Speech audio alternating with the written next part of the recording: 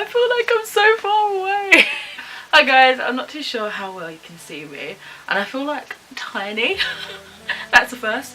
So I thought I'd come to you and do a haul today. I think I'm uploading this sometime in May, so I may have already I may have already read some of these books, so do feel free to check out my past wrap-up / reviews to see what I got to and what I thought of these books. But yeah, I want to start off with some of the library books I currently have out on loan. So I'll start with this one. I've got a full review coming. I'm pretty sure I've not uploaded it yet. At this point I've actually not filmed it yet, but that is An Absolutely Remarkable Thing by Hank Green.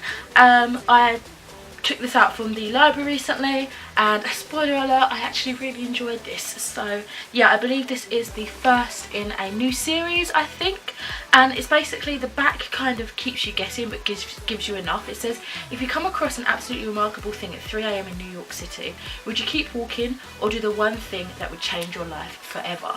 And we are following a main character called April May, who, this is the decision we follow, whether she decides to walk on or stop and do something about it, and you follow how that consequence kind of backlashes onto the rest of her life and the opportunities and decisions she's faced with later on in her story. It gets really weird. It's definitely one of those, no, basically I would agree with the kind of mash-up ensemble of the genre that it's in. It's like contemporary sci-fi, sort of, is it, I guess you would class it as new adult. It's that sort of random mix. Anyway, I won't talk too much because, again, I've got a review coming out, but I really did enjoy this. But this is the first book I thought I would show you guys. I feel like a lot of people have already read this one. And then one that's actually my current read at the moment, it's Finale by Becca Fitzpatrick. This is the 4th book in the Hush Hush sequence. I have been briefly talking about this series for the past like 4 or 5 months, maybe a little bit longer, because it was one of my Instagram chooses, my TBR, and yeah, I keep saying that I won't be talking too much about these books because I allude to a future video where I discuss them a little bit more in depth. So yeah, I did carry on. I am currently like 100, no, I'm not 100 pages, I'm 52 pages in this at the moment. So just like a brief overview of the series, it's basically like a fallen angel, young adult, fantasy, paranormal, romance thing.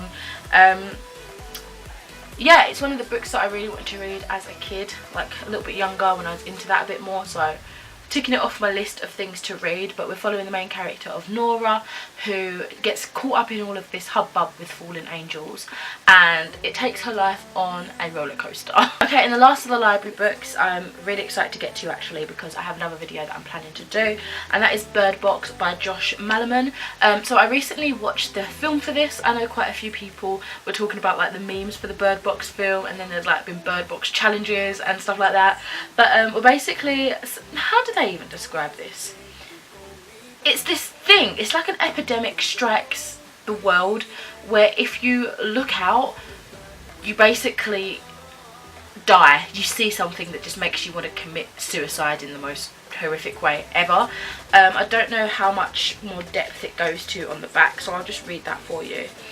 Oh, apparently it's been described as to the likeness of Stephen King in terms of thriller. There's that. Most people dismissed the reports in the news, but they became too frequent, they became too real, and soon it was happening to people we knew. Then the internet died, the televisions and radios went silent, the phone stopped ringing, and we couldn't look outside anymore. Josh Malerman's debut novel, Bird Box, is a terrifying psychological thriller that will haunt you long after reading. Yeah, I want to do like a comparison with the film and the book, because the film has left quite a few questions for me as well. I wanted to read the book anyway, just briefly, and then the film came out and it made me want to read the book even more, so I'm hoping to get to that relatively soon. Yeah, as I said, that's it for the library books at the moment. And then I've got one that my mum gave me. This is Irene Welsh's Skag Boys.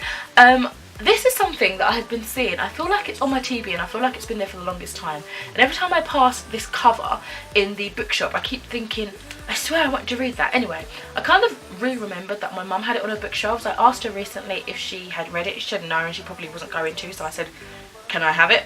And she said yeah.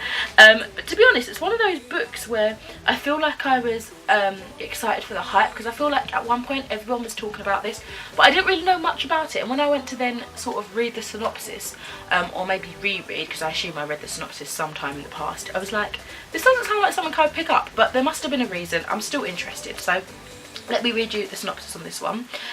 Mark Renton has it all. He's good looking, young, and with a pretty girlfriend and a place at a university.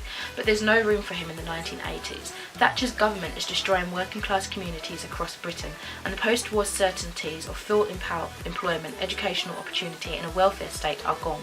When his family starts to fracture, Mark's life swings out of control and he succumbs to the defeatism which has taken hold of Edinburgh's grimy areas. The way out is heroin.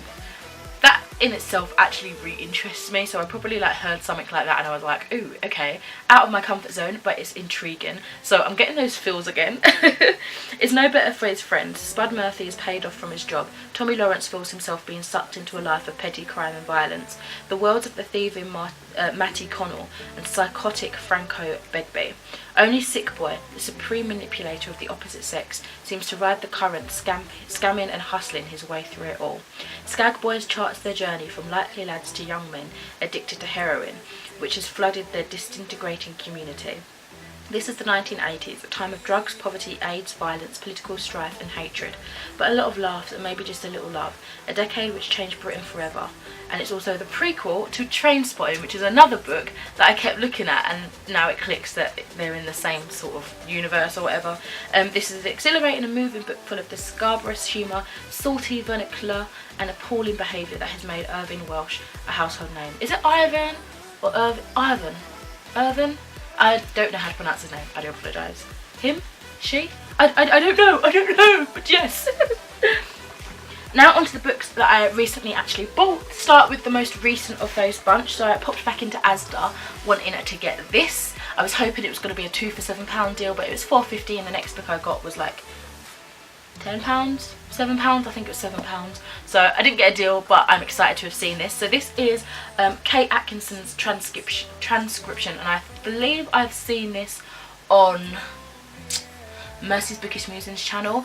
Now I kept thinking this is the one where she describes, it's like this girl comes into this couple's living situations to help, and it turns into like a weird sort of storyline, but I feel like that is another book, and I feel like it's to do, I think it's called like Farm Animals or something Animals, and I don't know if it's by the same author. If you guys know what I'm talking about, please let me know, because I'm interested by that as well. So yes, let's have a little look. Okay, this is completely different to what the story premise that I was thinking of, but I swear I have seen this on her channel and it is something that I am interested in reading. I just couldn't remember the synopsis, and I like that this has got different kind of end pages for a paperback. It's got like a map over here, not that you can see very well, sorry, I'll tell you what it's about in a second. And then the other end has got like another fold out end pages with like praise and that. So it says, in 1940, 18-year-old Juliet Armstrong is reluctantly recruited into the world of espionage, sent to an obscure department of M15 or MI5. I always say M15, I'm like, what? Tasked with monitoring the comings and goings of British fascist sympathisers. She discovers the work to be by turns both tedious and terrifying, but after the war has ended, she presumes the events of those years have been relegated to the past forever. 10 years later, now a producer at the BBC, Juliet is unexpectedly confronted by figures from her past. A different war is being fought now, on a different battleground, but Juliet finds herself once more under threat. A bill of reckoning is due, and she finally begins to realise that there is no action without consequence. That sounds kind of interesting. It sounds sort of like a sort of thriller. Yeah, it says up here, wise, funny, and paced like a thriller. So yeah, interested to see that. I actually really do like the cover of this one as well. Another one with a stunning cover. I believe it is a very new release. I feel like it came out this month, last month or something. I swear I've seen people with arcs of this recently. First of all, I was looking out for it sort of subconsciously because I thought it looked gorgeous, but also I was interested in the plot. And this is Thefamilias by Stacey Hollis. And it looks absolutely gorgeous. Can you see the shine on some of those? I think it's the leaves that are shining like that and gleaming. my hair is gleaming. Anyway, it says, to have a child, she will trust a stranger. To protect a secret, she must risk her life. Lancashire, 1612. Oh, it's like a historical fiction-esque sort of thing. I think it's also a little bit of magical realism. I can't remember. I might just be getting that from the vibes of like the end pages and that. It looks absolutely stunning. But yeah, Lancashire 1612. Fleetwood Shuttleworth is 17 years old, married and pregnant for the 4th time. But as mistress of Gorthorpe Hall, she still has no living child, and her husband Richard is anxious for an heir. When Fleetwood finds a letter she isn't supposed to read from the doctor who delivered her 3rd stillbirth, she is dealt with the crushing blow that she will not survive another pregnancy. I do remember reading this on Goodreads actually and thinking, wow. Okay, then she crosses paths by chance with Alice Gray, a young midwife. Alice promises to help her give birth to a healthy baby and to prove the physician wrong. As Alice is drawn into the witchcraft accusations that are sweeping the northwest Fleetwood, I keep thinking Fleetwood is like a place. Fleetwood risks everything by trying to help her. But is there more to Alice than meets the eye? Soon the two women's lives are becoming inextricably bound together as the legendary Pendle witch trials approach. Oh, I don't know much about the Pendle witch trials. When you talk about famous witch trials, the one that comes to mind is the Salem witch trials, isn't it? So this is interesting. Hopefully it will spark some more inspiration for me to go and research it a bit more. And one that's more close to my living areas, like in the UK. And Fleetwood's stomach continues to grow. Time is running out and both their lives are at stake. Only they know the truth, only they can save each other. Sounds fantastic. And then the rest of the books are actually the first lot of books that I bought, and this was in Chelmsford when I went on a recent little day out with Chloe. I went in there with a list and I only came out with one book on that list. But it's okay. I realised that I had some money that I needed to convert back from Spanish money, euros, and I thought I'd spend some of that on some books. So yeah, so this is actually something that I keep meaning to finish and continue on with, because I think there's only 4, I don't know if it's a completed series, but there's only 4 like working titles out now, and that is the New 52 DC Comics Suicide Squad. This is volume 3 and it is Death is for Suckers. If you guys are interested, I've actually got a review on the first 2 comics, bound up comics in this series, so I'll link that again if you want to see it. It's an older video though, so prepare for cringe.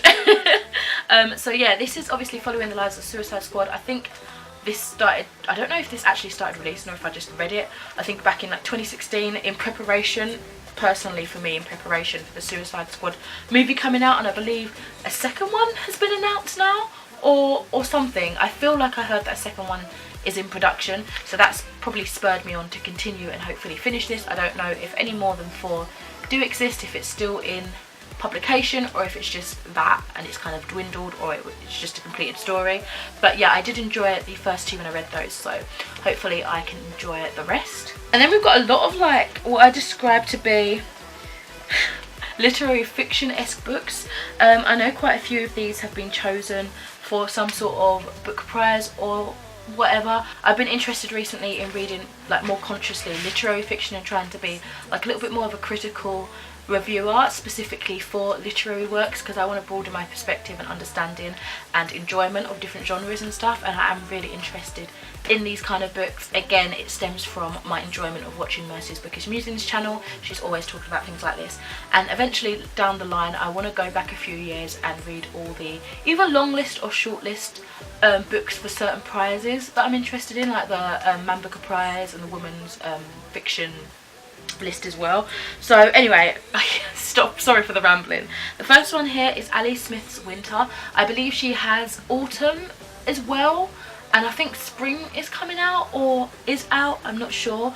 And let me tell you what it's about. It says winter, bleak, frosty wind, earth is iron, water is stone, so the old song goes. When 4 people, strangers and family, converge on a 15-bedroom house in Cornwall for Christmas, will there be enough room for everyone?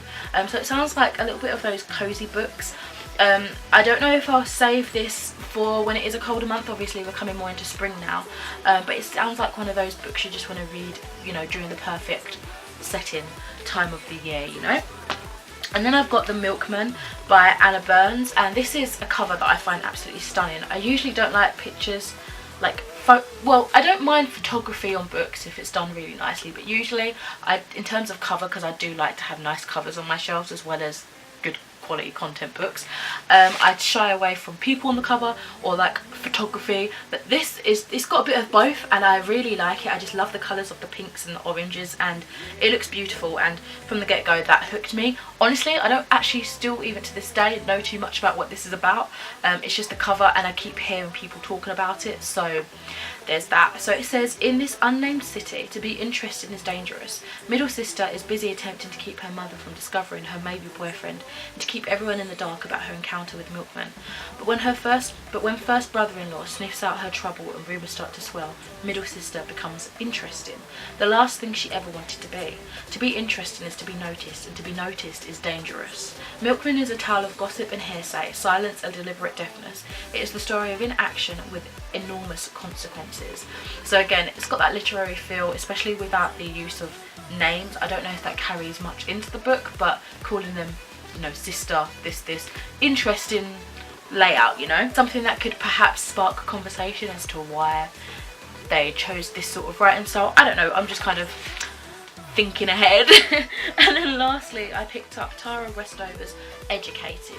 I did see a different cover that I preferred to this one, but I'm not sure if this is actually a picture of her or if this is just a girl modelling for the book cover, but I feel like this could be the author. And from what I knew about this, I swear I saw it on Mercy's channel as well, but I've seen this a bit on Goodreads, I believe is where I've seen it more commonly. And it's basically this lady is in this sort of, I don't want to say religious cult, but she's in a very tight-knit family where they don't believe in medicine, they don't believe in like external schooling and stuff like that, and it's all very tight-knit, it's all very cultish. I think she does describe it as a cult, to be fair. She's not on any records, she doesn't exist, and I think as it goes on, as she gets older, I feel like one of the family members, if I remember correctly, starts to get like violent, abusive, and she finds a way to get out, and this is her story, featuring around education. I think she finds solace in that later on. So yeah, as she grew older, her father became more radical and her brother more violent. At 16, Tara knew she had to leave home. In doing so, she discovered both the transformative power of education and the price she had to pay for it. So it sounds like this could be quite an emotional one, but also I do enjoy, sounds bad, but like cult-esque small communities and that sort of radical belief. I find that interesting. So it's actually a couple of weeks since I filmed that first part of the haul, but I went to the library again today and I got these 3 books for 50p. I could actually get 2 for 1, but there wasn't another book that I wanted.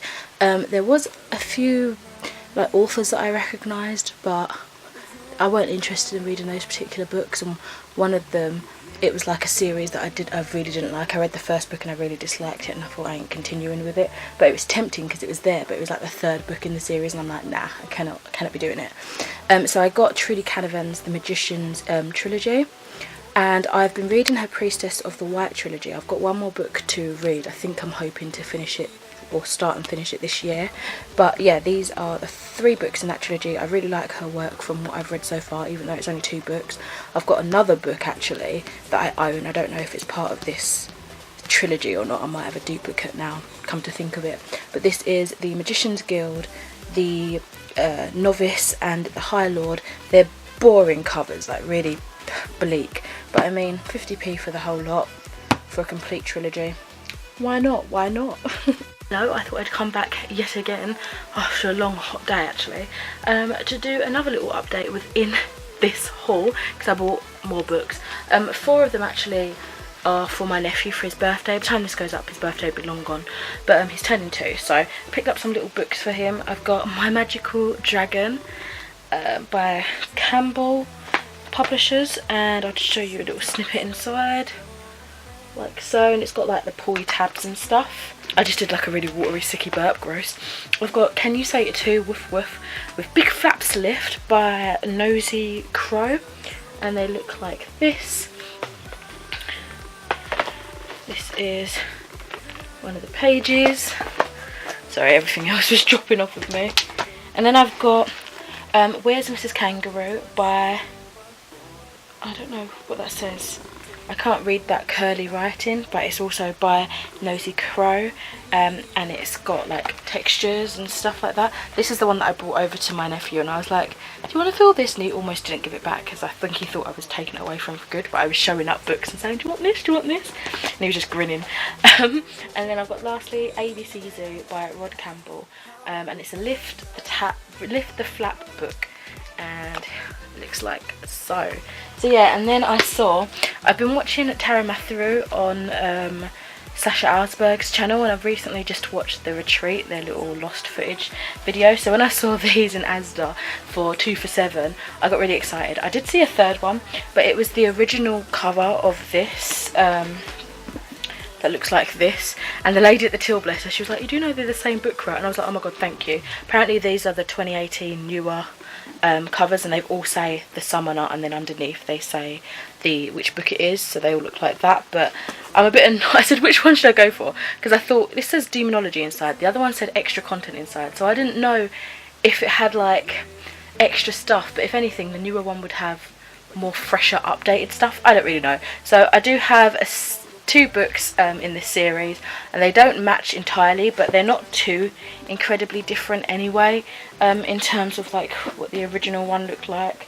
It's just a darker blue and a different kind of layout of words. So that is the Summoner series by Tara Matheru, book 1 The Novice, and book 2 The Inquisition. So yeah. So yeah, those are all the books that I got recently, either from the library or that I purchased recently. I'm really excited to get to those. I do have quite a few books that I still need to read on my like immediate TBR. If any of you guys saw my building my immediate TBR bookshelf, I still have a few to go through. So I don't know when I'll be able to pick these up. Hopefully I can dot them in like the coming months in between some of my older books that I need to get to. But if you've read any of these, do let me know which one you think I should pick up first, or perhaps what one you're most excited for if you haven't read them but you have an interest in reading them. And yeah, for now I shall leave it at that. I shall speak to you in another video soon. Bye!